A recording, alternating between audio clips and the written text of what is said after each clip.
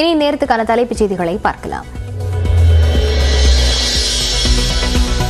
சிதம்பரம் தொகுதியில் வேட்புமனு தாக்கல் செய்தார் திருமாவளவன்.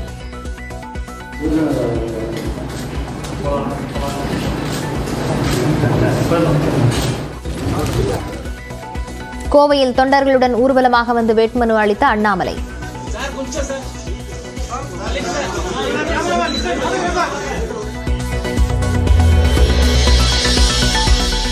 மத்திய சென்னையில் தயாநிதி மாறன் வேட்புமனு தாக்கல். காங்கிரஸ் வேட்பாளர்கள் ஜோதிமணி, விஜய் வசந்தும் மனு அளித்தனர்.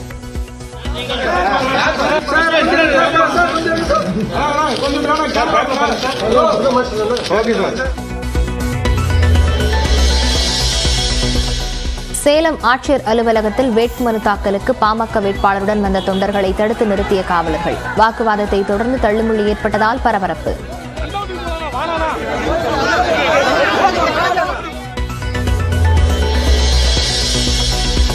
திருச்சி தொகுதியில் மதிமுகவுக்கு பம்பரம் சின்னம் ஒதுக்க தேர்தல் ஆணையம் மறுப்பு. ஒரு தொகுதிக்கு மேல் போட்டியிடாததை காரணம் காட்டி முடிவு.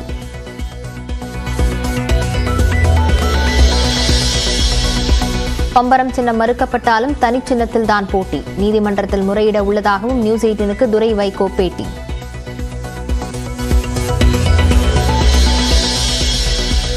₹10 லட்சம் வரை வருமான வரி கட்ட வேண்டியதில்லை என பாமக தேர்தல் வாக்குறுதி. தேவேந்திரகுல வேளாளர்களை பட்டியல் வகுப்பில் இருந்து நீக்க நடவடிக்கை எடுக்கப்படும் என்றும் ராமதாஸ் அறிவிப்பு.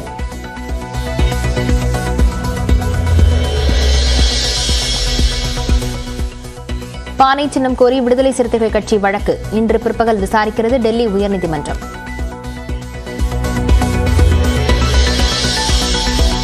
ஈரோட்டில் வாக்காளர்களுக்கு வழங்குவதற்காக புடவைகளை பதுக்கி வைத்ததாக அதிமுக வேட்பாளர் மீது வழக்கு பதிவு.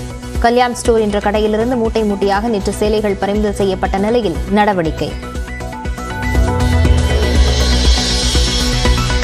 தேர்தல் பத்திர விவகாரத்தை வைத்து மட்டுமே 100 வழக்குகளை பாஜக மீது போட முடியும். களம் 18 நிகழ்ச்சியில் ஆசிரியர் கார்த்திகை செல்வனுக்கு அளித்த பேட்டியில் ப. சிதம்பரம் அதிரடி. ஒரு மாத அதிகாரம் தாங்க. இந்த தேர்தல் பத்திரங்களை வைத்து மட்டுமே 100 வழக்குகளை போட முடியும். PM கேர்ஸ் வைத்து ஒரு 20-30 வழக்குகளை போட முடியும்.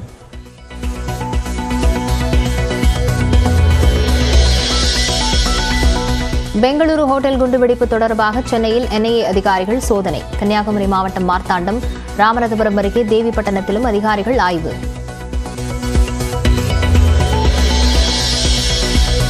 வரும் நாடாளுமன்ற தேர்தலுடன் அதிமுக கட்சி அஸ்தமனமாகிவிடும். நியூஸ் 18 வணக்கம் தமிழ்நாடு நிகழ்ச்சியில் திருப்பூர் தொகுதி இந்திய கம்யூனிஸ்ட் கட்சி வேட்பாளர் சுப்பராயன் விமர்சனம்.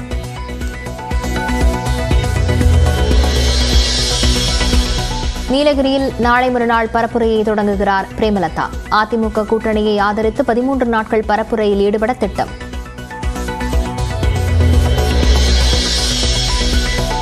ஏப்ரல் 1 முதல் பரனூர் சுங்கச்சாவடியில் உயருகிறது சுங்க கட்டணம். ஒரு வழி பயணம் மற்றும் அதே நாளில் திரும்பும் பயணத்தில் ₹5 முதல் ₹10 வரை உயர உள்ளதாக தகவல்.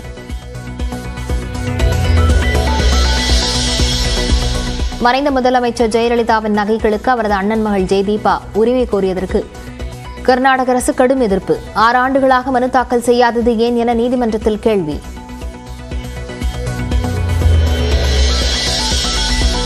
அமெரிக்காவில் கப்பல் மோதி பாலம் உடைந்த விவகாரம். காணாமல் போன 6 பேர் உயிரிழந்திருக்கலாம் என அச்சம்.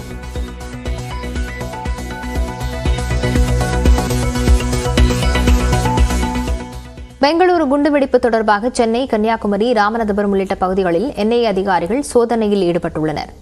கர்நாடக மாநில பெங்களூருவில் பிரசித்தி பெற்ற ராமேஸ்வரம் கஃபேவில் கடந்த 1ஆம் தேதி அடுத்தடுத்து 2 குண்டுகள் வெடித்தன. இந்த குண்டுவெடிப்புகளில் மொத்தம் 10 பேர் படுகாயமடைந்தனர். இந்த வெடிகுண்டு சம்பவம் தொடர்பாக 8 தனிப்படை அமைத்து காவல்துறையினர் விசாரணை மேற்கொண்டனர். இதைத் தொடர்ந்து ராமேஸ்வரம் கஃபேவில் குண்டுவெடிப்பு பையை வைத்துவிட்டு சென்றதாக சந்தேகிக்கப்படும் நபரின் படங்களும் வெளியிடப்பட்டன. இந்நிலையில் இந்த வழக்கு தேசிய புலனாய்வு முகமைக்கு மாற்றப்பட்டது. அவர்களின் விசாரணையில் குண்டு வைத்ததாக சந்தேகிக்கப்படும் நபர் அணிந்திருந்த தொப்பி ராமேஸ்வரம் கஃபேயிலிருந்து 2 கிலோமீட்டர் தொலைவில் உள்ள கழிவறை ஒன்றில் வீசப்பட்டிருந்தது கண்டுபிடிக்கப்பட்டது. கர்நாடக மாநிலம் ஷிமோகாவை சேர்ந்த 2 இந்த வழக்கில் தொடர்புடையதாக கருதப்படும் நிலையில் அவர்கள் சென்னையில் தங்கியிருப்பது கண்டுபிடிக்கப்பட்டது. இந்நிலையில் இன்று தேசிய புலனாய்வு முகமை அதிகாரிகள் சென்னை மண்ணடியில் உள்ள அப்துல்லா என்பவரின் வீட்டில் சோதனையில் ஈடுபட்டுள்ளனர். மேலும் முதியால்பேட்டை சாலை விநாயகர் கோயில் தெருவில் உள்ள ஒரு வீட்டிலும் சோதனை நடைபெறுகிறது. இதேபோன்று கன்னியாகுமரி மாவட்டம் மார்த்தாண்டம் அருகே சாங்கை பகுதியில் என்ஐஏ அதிகாரிகள் சோதனையில் ஈடுபட்டுள்ளனர். தென்காசியைச் சேர்ந்த ராஜா முகமது என்பவர் சாங்கையில் தங்கியிருந்து சதி வேலைகளில் ஈடுபட திட்டமிட்டதாக கிடைத்த தகவலின் அடிப்படையில் சோதனை நடைபெறுகிறது. இவருக்கும் பெங்களூரு ராமேஸ்வரம் கஃபே குண்டுவெடிப்புக்கும் தொடர்பு இருப்பதாக விசாரணை நடத்தப்படுகிறது.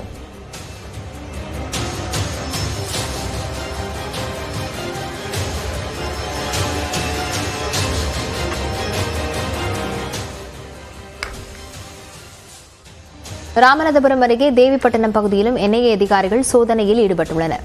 பழைய பள்ளிவாசல் தெருவில் உள்ள வீட்டில் அதிகாரிகள் சோதனை நடத்தி வருகின்றனர். ஒரு மாதம் காங்கிரஸ் கட்சிக்கு அதிகாரத்தை கொடுத்தால் தேர்தல் பத்திரங்களை வைத்து மட்டுமே 100 வழக்குகளை பாஜக மீது போட முடியும் என்று முன்னாள் நிதியமைச்சர் ப. சிதம்பரம் தெரிவித்துள்ளார்.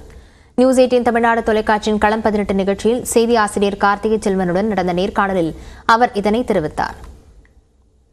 ஊழல்ல எங்களுக்கு ஒரு மாதம் அதிகாரத்தை தாங்க, ஒரு மாதம் அதிகாரம் தாங்க.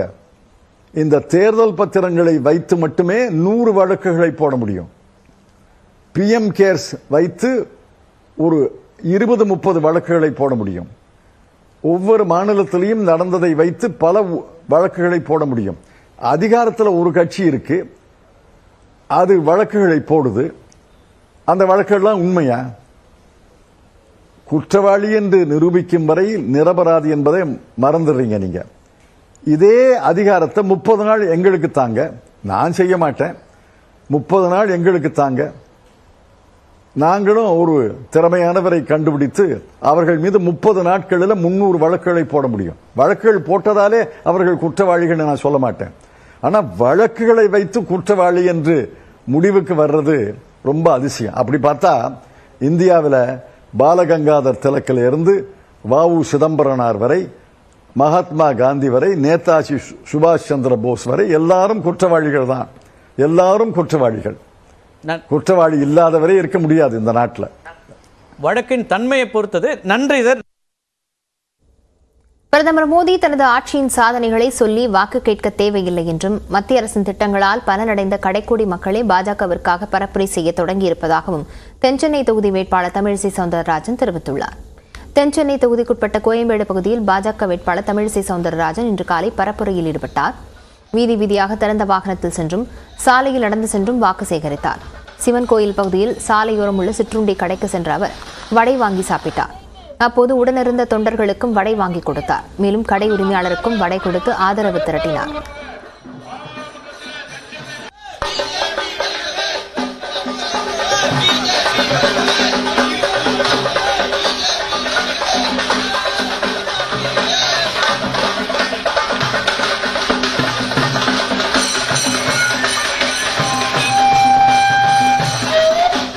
அதன்பின் செய்தியாளர்களிடம் பேசிய தமிழிசை சவுந்தரராஜன் தான் ஆளுநர் பதவியை ராஜினாமா செய்துவிட்டு வந்திருப்பது திமுக ஆட்சிக்கு முடிவு கட்ட உதவியாக இருக்கும் என்றார். பாஜக அரசின் சாதனைகளை சொல்லி பிரதமர் வாக்கு கேட்க தயாரா என்று முதலமைச்சர் ஸ்டாலின் எழுப்பிய கேள்விக்கும் தமிழிசை சவுந்தரராஜன் பதிலளித்தார்.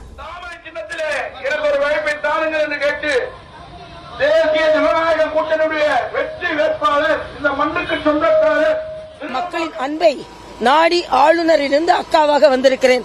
மக்கள் என் அன்பை புரிந்து கொண்டார்கள் என்பதற்கு ஏறக்குறைய 4.5 ஆண்டுகளுக்கு பின்பு பொதுமக்களை பார்க்கிறேன். ஆனால் அவர்களின் ஆசீர்வாதம் 3வது மாடியிலிருந்து 4வது மாடியில் இருந்தெல்லாம் என்னை நாடி கையாட்டும் பொழுது உண்மையிலேயே நான் ஆளுநர் பதவியை துறந்தது ஒரு நல்ல முடிவு என்றும் இந்த ஆட்சிக்கு முடிவு கட்டுவதற்கு அது உதவியாக இருக்கும், திராவிட முன்னேற்ற கழக ஆட்சிக்கு முடிவு கட்டுவதற்கு அது உதவியாக இருக்கும் என்றும் நான் நிச்சயமாக நம்புகிறேன்.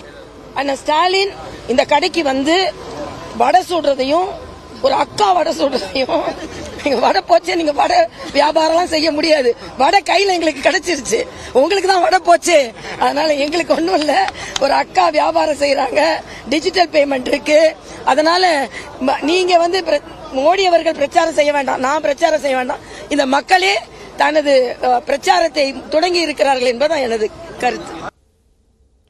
தேர்தல் பரப்புரையின் போது அமைச்சர் கே.என். நேருவிற்கு திடீரென உடல்நலக்குறைவு ஏற்பட்டதால் பரப்புரையை பாதியிலேயே நிறைவு செய்தார்.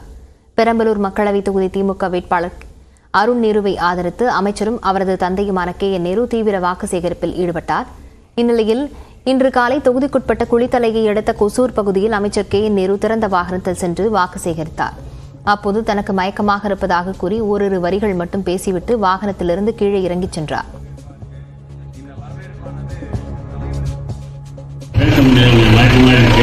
குடிநீர் பிரச்சனையை உறுதியா அது என் இலாக்கா 6 மாசத்துல தீர்த்து கொடுக்கிறது என் பொறுப்புன்னு சொல்லி அனைவரும் அருளுக்கு வாக்களிக்குமாறு கேட்டு விடைபெறுகிறேன். வணக்கம்.